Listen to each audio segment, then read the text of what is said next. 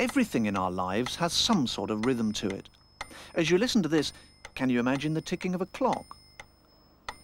Slow it down, can you now feel the sound of a heartbeat? Some rhythms you can sense and see, like, for example, the rhythm of your own footsteps. If you feel you're unmusical, unlocking that sense of rhythm may unlock your whole ability to sing or play. With that in mind, we pottered along to something which promised a cure, an open music workshop run by a jazz musician called Kevin Harper and a dance teacher by the name of Cloud Perry. Awaiting treatment, a dozen unmusical strangers in various states of nervous apprehension. I always wanted to play an instrument when I was a kid, but I tried the guitar and the piano and the double bass, and my teachers all told me I was wasting their time. I've never actually learnt to play anything, I'm afraid. I love music, I love dancing, but from a child I've always had the Mickey taken out of me because I'm so hopeless with any music at all. The thing is... Well, the course gets going in a most unusual direction. It starts with a loosening up process. Take your attention now up and look at people. Avoid crashing into each other, all right? So, you're still looking, are you? The idea here is to reduce everybody's inhibitions, and within minutes they have indeed disappeared. The best thing that can happen is that you can touch somebody on the head, somebody else. So, here we go. How to avoid that? This game sharpens up reactions and brings a sense of pace. What comes next is in aid of physical control. You thought this was the worst part over, but we're going to start drawing one. So 1, 2, 3, 4. So we're doing 1. Movement is a natural thing. The body wants to move. That's what it's made for.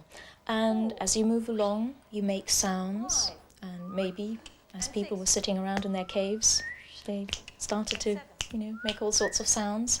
It's all around you. 8. Oh, dear. I think the awareness is there, but it's been buried under all sorts of rubble. And what we're doing, really, is we're digging. And then it comes out. And suddenly people open their eyes, open their bodies, and they discover. After the physical movement, there's a session of peace and quiet. The idea now is to tune the ear and the mind to the simple appreciation of a sound. I'd like you to follow this sound from its very beginning to its very end.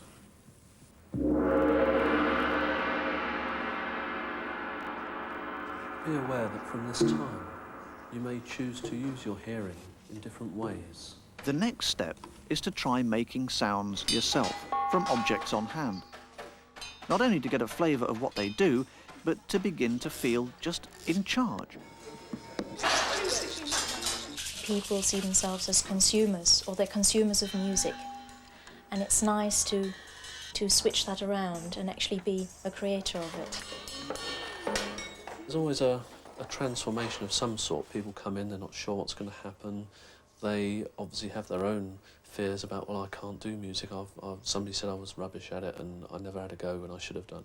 So they come in with that, but very soon we said, that's okay, we're not worried about that today. This is a different situation. You're free of that past, and we can start afresh and explore in this childlike way. Now they're starting to get rhythm. And once you've got rhythm, you're away. Of course, you can then specialise in the field. A professional player is expected to know around 600 individual instruments. This group of promising music students carries half a ton of gear around on gigs. Well, it's obvious what you do with this instrument, the drum kit. The trouble is actually doing it. Both feet are playing different rhythms, both hands are playing different rhythms, and your neighbours are probably playing merry hell. Drummers can be extremely unpopular in built-up areas. You can get practice kits that don't make any noise at all. But where do you start? What do you teach first? Well, you basically teach them just a very simple rock beat, something like...